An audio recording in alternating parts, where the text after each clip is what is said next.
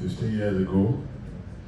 And for those who were here yesterday, I did mention how I come to Ghana and carry loads of CDs and go share to DJs in Nigeria before social media became big, to say there's something happening here. We need to all tune in and understand. If anybody said to you that today we'll be talking about something else that is not exactly Hiplife, there's something else, you probably would have argued.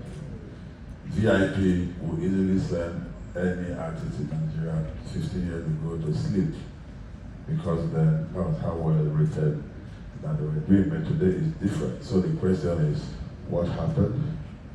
And that will give us an idea of what can possibly happen with Afrobeats as well. And then we'll have a plan. So, the presentation might go quirky. I don't know what so can you give me the opening slide, please? All right, can you go to the next one? So it's called Beyond Afrobeats. Whatever I say to you, you don't have to believe me. You make what you want of it. Is my right? Next slide, please. Before Afrobeats. Before Afrobeats, we had music that dominated West Africa and was easily exploitable. And I've chosen to represent them just graphically. There was E.T. Mensah. He easily represented high life. There was Franco and his OK Jazz Band. All of that, Cameroon, up to Congo, Gabon, and all of that, represented between Sweet Makossa sound. Niata Fambule, I think she lives in Ghana now. One of the voices between her and Miriam Makeba before the Angelique Kiddos of this world. And she held it down for Liberia, which you hardly mentioned in the question of West African music and arts, because of the concentration of the relics of American colonialism over there. Niata Fambule, and then you have Hugh Masekela, King Sonny Ade, my good old friend late Manu Dibango, Maury Kante, Salif Keita, Reggie Rockstone, and Nell Oliver. Nell is from Republic of Benin, Reggie from here, Salif Mali, Maury Kante Guinea, Hugh Masekela South Africa, Niata Fambule is from Liberia, Cameroon, Ghana, King Sonny Ade Nigeria, Manu Dibango, Cameroon. I deliberately put Afrobeat and really put Fela's picture here, but all of these people, they didn't play the same kind of music, but their music had the same kind of spirit. So more like, you wake up, you open your wardrobe, you have 10 t-shirts, different colors, different inscriptions, but they are all essentially clothing. Go to the next one. So the question is, go back, how did we get here? And all of this happened before the age of the internet. Somehow, we're still able to connect amongst ourselves in what you now call a crude manner, radio, hard copy, music carriers, and by whatever other means, until piracy came and made it a little bit easier for people to get music without buying it. Then the internet came. Go on to the next slide, please. Next slide. Okay. In the previous slide, there was something I put there, Afrobeat, which means all the music these people were playing were all different beats of Africa. I didn't have to put Fela's picture there, because I want to be clear that all the artists that you saw there were playing music beat beats, and were all of Africa, and then the progenitors of Afro beats. So now we add the S, and it becomes Afrobeat. There's the concept of the internet of all things. With the internet in everything we do, the possibilities have become endless. People who have never heard of Ghana in Suriname are dancing to Stone Boys music.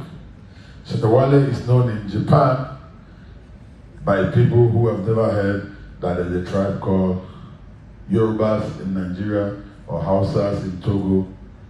But the internet has given them a wide range of choices to make and where music is concerned. So things travel easily. The beautiful accident of the internet of all things. Afrobeat getting to where it is today, anybody can try to tell you, I've been in the game long enough to know Afrobeat and its success in the first 5 years was an accident. I stand to be corrected. I stand to be challenged. Hiplife dropped the ball and Afrobeat evolved. And I keep mentioning this Hiplife thing. I want it to burn and pain Ghanaians because I warned you all. Ask TikTok, ask Tiny. I kept warning them. You guys are making a mistake.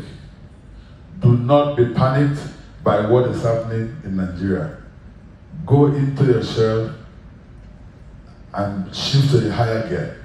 But again, they panicked. And then somebody just added S to a music that is an eclectic mix of a bit of everything. And then we have Afrobeat. And then, like I said, the beautiful accident. An accident is not a good thing, but it becomes a good thing when it helps your cause. The internet of all things made it possible that the music went across the world. Today, Afrobeat is standing on the peak. If this was Mount Everest, we have a flag hoisted there that we've gotten to the peak of global music recognition as producers of Afrobeat, music coming from Africa. But again, the question is, how did we get here? By an accident? But then there are many roads that led to the Afrobeat glory. Next slide, please. To determine or explain how we got to where Afrobeat is will be like the proverbial assignment when somebody or a group of people were asked to define an elephant. Most of them could only, because the elephant is so big, so most of the people that were asked to define the elephant could only define the elephant in terms of their own perspectives. Next slide. For somebody who was seeing the elephant from this angle, he defined it as something like a mask. Somebody that was seeing it from the side would describe it as something else. So trying to define what led us to where we are as a continent and with Afrobeat will be like trying to define an elephant. Everybody describes it the way they see and feel. It's like success. It's got many fathers and many relatives. I saw some documentaries where people went through. Oh, okay. You tell me more about that. Oh, there's something about the elephant? Yes. Okay. In Nigeria, snakes swallow money. I hope elephants are not eating up the dollars. So, success will have many fathers and many mothers and relatives. Afrobeat is successful, and I see people making spirited effort to lay claims. And these are people who are not in the room when some of these things happen. But again, who are we to question them? Many views of the same subject, many versions of the same story. It wouldn't matter anymore now. What matters is, where are we with Afrobeat? Later, those that can tell the story properly. The fact that there's a story to tell and there are different angles to it actually means there's something interesting that is going on. Nobody argues to define who was responsible for the failure of something. Everybody is struggling to define Afrobeat because it's successful, which in itself is a good thing. Let's move on. Afrobeat and the Peace of Africa. Where is the place of Afrobeat today in the global music place? Where is Afrobeat in today's global music space? People get up and throw figures, statistics, I'm very worried about statistics. Sometimes